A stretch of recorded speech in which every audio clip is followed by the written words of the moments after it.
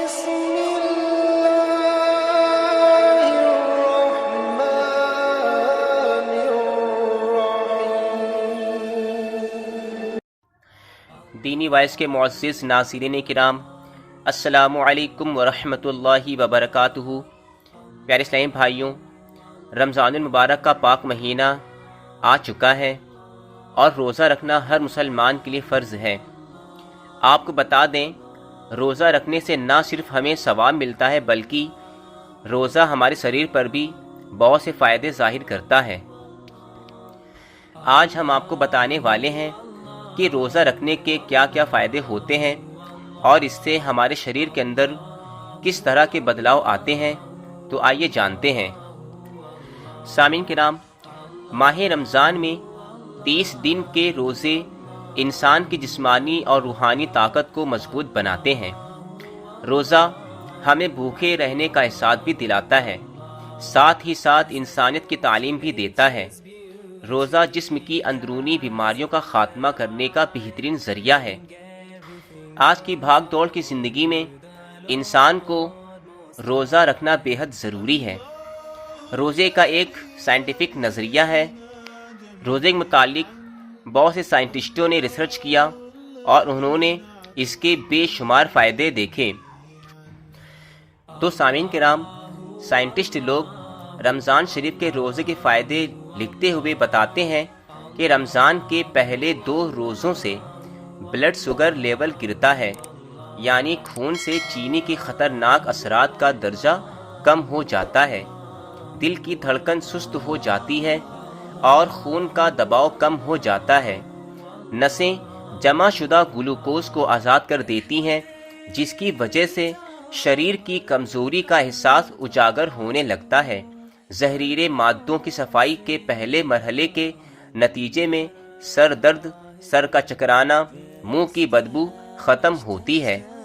3 سے 7ویں روزے تک جسم کی چربی ٹوٹ پھوٹ کا شکار ہوتی ہے اور پہلے مرحلے میں گلوکوز میں بدل جاتی ہے۔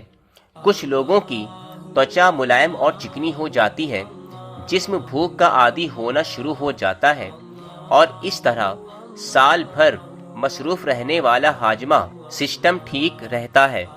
خون کے سفید جرثوم اور امیونٹی میں بڑھوتری شروع ہو جاتی ہے۔ ہو سکتا ہے روزے دار کے پھیپھڑوں میں معمولی تکلیف ہو، اس لیے کہ زہریلے پدارتھوں کی صفائی کا کام شروع ہو چکا ہے۔ آنتوں اور کولون کی مرمت کا کام شروع ہو جاتا ہے۔ آنتوں کی دیواروں پر جمع مواد ڈھیلا ہونا شروع ہو جاتا ہے۔ 8ویں سے 15ویں روزے تک روزہ دار پہلے سے زیادہ چست محسوس کرتے ہیں، دماغی طور پر بھی چست اور ہلکا پن محسوس کرتے ہیں۔ ہو سکتا ہے کوئی پرانی چوٹ یا زخم محسوس ہونا شروع ہو جائے، اس لیے کہ آپ کا جسم اپنے بچاؤ کے لیے پہلے سے زیادہ ایکٹیو اور مضبوط ہو چکا ہوتا ہے۔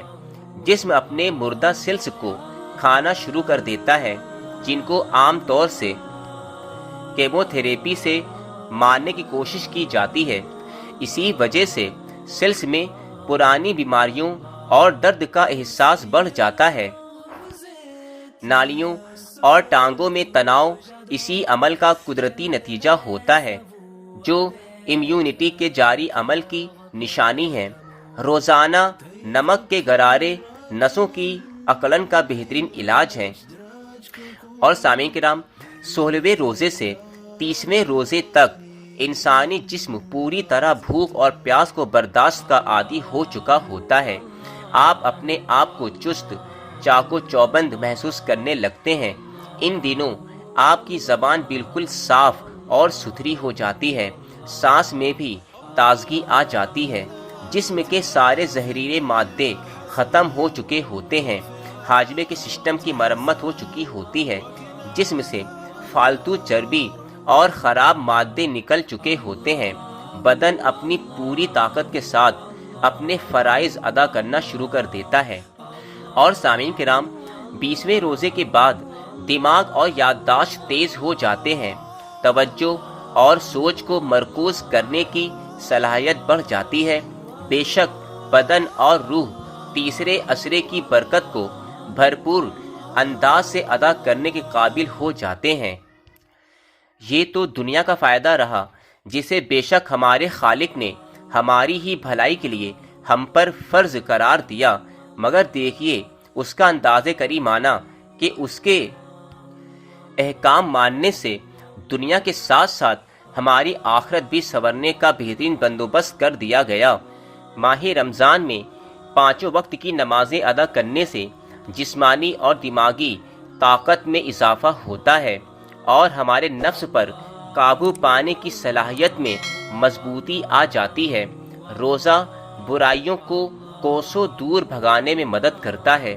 روزے کی مذہب اسلام میں اپنی خاص اہمیت ہے۔ اس سے جسم میں پلنے والی بیماری جراثیم کا خاتمہ ہو جاتا ہے اور ہمارے بدن کی اسٹیمنا اور طاقت کافی حد تک بڑھ جاتی ہے۔ تو سامعین کرام، یہ روزہ رکھنے کے سائنٹیفک فائدے ہیں، تو ہمیں روزہ ضرور رکھنا چاہیے۔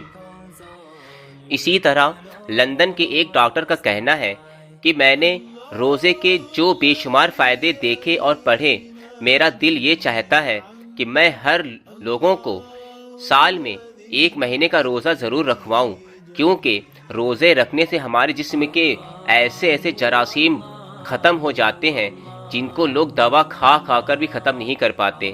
تو اللہ رب العزت نے ہم مسلمانوں پر کتنا بڑا احسان فرمایا کہ اس نے ماہ رمضان میں ہمیں روزے عطا فرمائے، ثواب بھی بے شمار عطا فرمایا اور ہمارے جسم سے بیماریوں کا خاتمہ بھی دور کرنے کا ذریعہ بنا دیا۔ سامعین کرام، اسی طرح کی اچھی باتیں اور اچھے بیان دیکھنے اور سننے کے لیے ہمارے چینل دینی وائس کو ضرور سبسکرائب کر لیں اور بیل آئیکن کو بھی ضرور پریس کر لیں تاکہ آنے والی دوسری نئی ویڈیو کی نوٹیفیکیشن آپ کو سب سے پہلے ضرور مل جائے۔ اب انشاءاللہ تعالی دوسری ویڈیو میں ملاقات ہوگی۔ السلام علیکم ورحمۃ اللہ وبرکاتہ۔